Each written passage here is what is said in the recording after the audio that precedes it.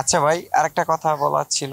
ওই যে পিছনে জাল দিয়ে রাখছেন, মাছা দিয়ে রাখছেন, নেট দিয়ে রাখছেন, এই ব্যাপারটা একটু বলবেন জাল আমাদের? দিয়ে রাখছি, আঁশের কাবার দিয়ে শামুক দিই, মাথার উপরে দান দিই, আর নেট, নেটের উপরে বসে।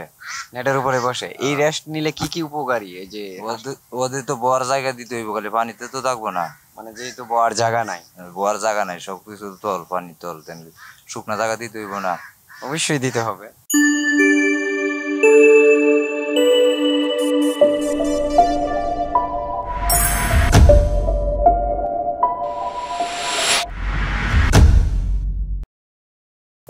সালাম আলাইকুম। ওয়ালাইকুম সালাম। আপনার নাম কি ভাই? আমার নাম মুক্তা মিয়া। মুক্তা মিয়া। এই এই খামারটা আসলে কি আপনার না অন্য কার? না, কামারটা আমার না তো। কার এটা? এটা ফিরা তালুকদারের কামারটা। হীরা তালুকদারের। হ্যাঁ। আচ্ছা, এই হীরাবাড়ি হাঁস কতগুলো আছে? হ্যাঁ, 650 আছে। এই হাঁসটা কি আপনি লালন পালন হ্যাঁ, করেন? আমি লালন পালন করি। কি কি খাবার খাওয়াচ্ছেন? শামুক খাওয়াই, ধান খাওয়াই, নারিশ খাওয়াই। শামুক, দান, নারিশ। আমি বলতেছি যে এই হাঁসটার কতগুলো হাঁস আছে এইদিকে? এইদিকে 650 মাছ আছে। 650 হাঁস আছে। হ্যাঁ। এই হাঁসটা কোথা থেকে সংগ্রহ করেছিলেন? শাহপুরান কামার থেকে। শাহপরান কামার থেকে। বলতেছিলাম যে ভাই, হাঁসটার ডিম কেমন পাচ্ছেন? ডিম 70% পাচ্ছে। 70 পাচ্ছেন? আলহামদুলিল্লাহ।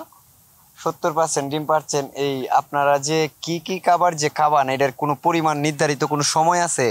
সময় নাই, সব সময় খাবার দেওয়া তুই দিই।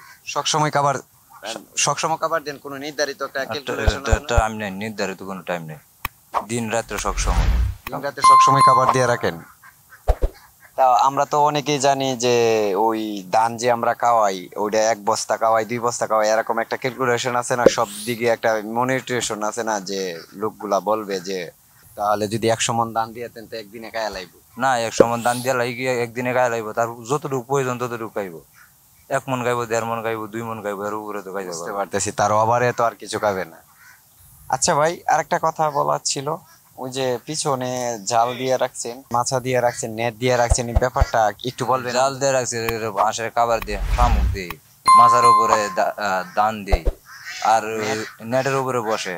নেটের উপরে বসে এই রেস্ট নিলে কি কি উপকারী এই যে ওদের তো বড় জায়গা দিতে হইব, খালি পানিতে তো থাকবো না। মানে যেহেতু বড় জায়গা নাই।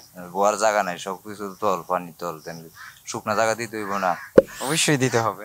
আচ্ছা ভাই, এই হাঁস লালন পালন করে আপনারা কেমন লাভবান? মোটামুটি ভালোই লাগবো।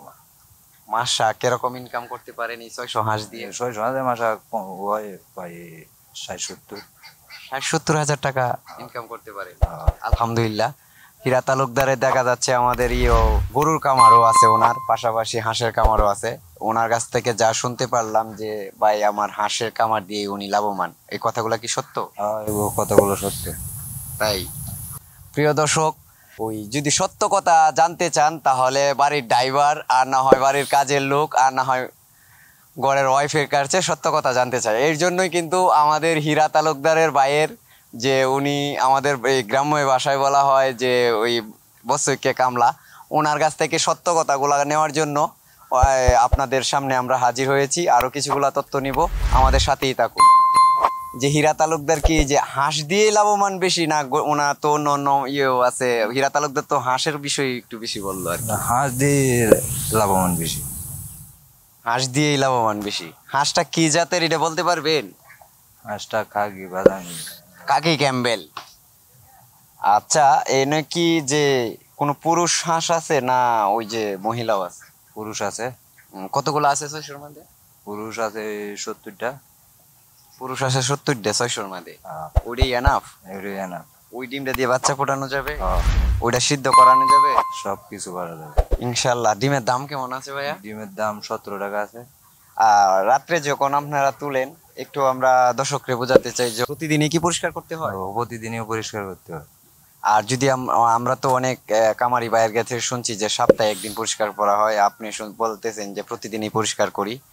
তো আমরা বলতেছি কি, এই পরিষ্কার করার মানে কি কি একটু বিষয়টা বুঝবেন? না পরিষ্কার করলে কি হয়, পরিষ্কার করলে কি হয়? সবেরই তো প্রতিদিন পরিষ্কার করাটা ভালো তো। দুর্গন্ধ থাকে না, আবর্জনা থাকে না, ডেলি ডেলি শেষ।